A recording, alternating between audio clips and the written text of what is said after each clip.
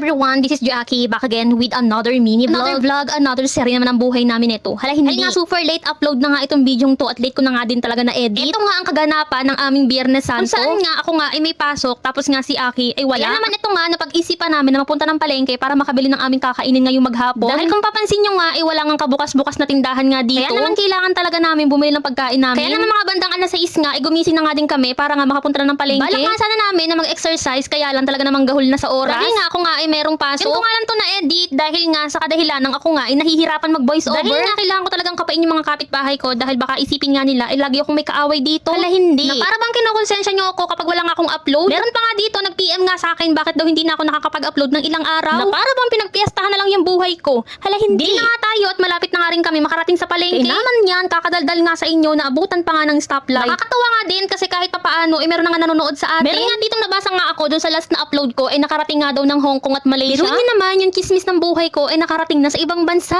Hala, hindi. Yun pa nga lang ay nagpapasalamat na nga ako sa inyo. Salamat! Dahil dyan, sisipagan ko pang i-chismis sa iyo ang buhay ko. Hala, hindi. Huwag lang talaga kayo magsasawa sa bungangang ito. Dahil bawal pagbo-voice over ko talaga dito, talaga namang sumisigaw na ako. Dahil sa totoo lang, napakahina talaga ng boses ko. Kaya naman kapag magbo-voice over ako, kailangan ko talagang sumigaw. Kaya naman napapagkama na laging may kaaway dito sa loob ng bahay. Hala, hindi. Eri na nga at nakarating na nga kami dito nga sa palengke, kakachismis sa inyo. Hindi, nagparking nga muna si Aki para nga kami makapagsimula ng mamili. Buti lang talaga at meron nga kami naabutan na party. Punta kasi namin dito, talaga namang hirap na hirap kami mag-party. Hindi, tinanggal ko na nga din yung helmet ko at gawa nga nung helmet ni Aki, ipapasok nga niya sa top box. Maya-maya nga lang ay nakapasok na nga kami dito sa pinakaloob ng palengke. Buti na lang talaga at kahit papaano ay may mga bukas pa nga din. Ang bibili lang naman namin dito ay pang sopas nga lang. Dahil nga naglalaway kami sa sopas. Dito, una kong binili nga dito ay syempre yung macaroni. Kalahating kilo nga binili ko dahil tatlo nga lang kaming kakain. Dito nga ay nagdala nga ako ng eco bag dahil nga ayoko nang bumilit, gastos na naman. Diyan nga ay naglakad-lakad nga muna kami ni Aki, naghahanap kami ng bibilhan namin ng gatas. Kaya nga lang pagdating nga namin sa Pure Gold ay sarado. Kaya naman umikot na naman kami dito sa may loob ng palengke. Sabi ko nga kay Aki, dito na tayo bumili. Dahil nga nadaanan na namin tong bilihan ng repolyo, kaya naman bumili na nga din ako. Dito nga ako nabili ng gulay dahil mas mura nga dito. Biruin mo naman yung binili kong repolyo yung isang buo na yung nakilaki-laki ay 47 pesos lang. Dito nga inantay ko nga si kuya na matapos dahil nga sa kanya lang talaga ako bibili. Maya nga inabot na nga din niya sa akin at nilagay ko na nga dito sa may eco bag tapos nagbayad na nga din ako. Ang nagustuhan ko pa dito kaya lagi ako nabili dito, yung bait nga ni kuya. Dito nga inayos pa nga niya repolyo sa loob ng eco bag ko. Tapos nagtingin na nga din kami ng bigas dito. Kami nagtitinda ng bigas pero kami ang walang bigas. Hala, hindi. Grabe ang reality ng buhay natin talaga ngayon, natataas na talaga ng mga bilihin. Luin mo, wala na akong makita ditong bigas na mumurahin. Tapos nga magtingin-tingin dito ay napamasok na nga rin kami sa pinakaloob pa ng palengke. Dahil nga bumili nga si Aki ng aming almusal. Diyan nga bumili nga kami ni Aki ng dalawang pansit, nagtigisa nga lang kami. Tapos maya-maya nga kami nga ay umalis na nga din. Eri na nga kami sa may parking at si Aki nga ibinibilisan na mailabas yung motor. Dahil nga meron pa nga nag-aantay sa likod namin. Dahil nga inayos nga muna ni Aki yung paglalagyan nga ng camera. Wala naman talaga mabablog sa inyo pag nagkataon. Hala, hindi nga ipalabas na nga kami ng palengke at doon nga kami dadaan sa may Riles. Nagbalak pa nga ako pumunta diyan kay mama at dadaan nga lang din ako. Kaya lang naisip ko nga na baka pag dumaan ako doon ay malate ako. Baka naman pwedeng maka-request ulit sa inyo. Na baka naman pwedeng pa-comment naman kung saan na nga nakarating tong aming video. Ay ngayon pa nga lang nagpapasalamat na kami sa inyo. Ano ba yan? See you next vlog. Bye!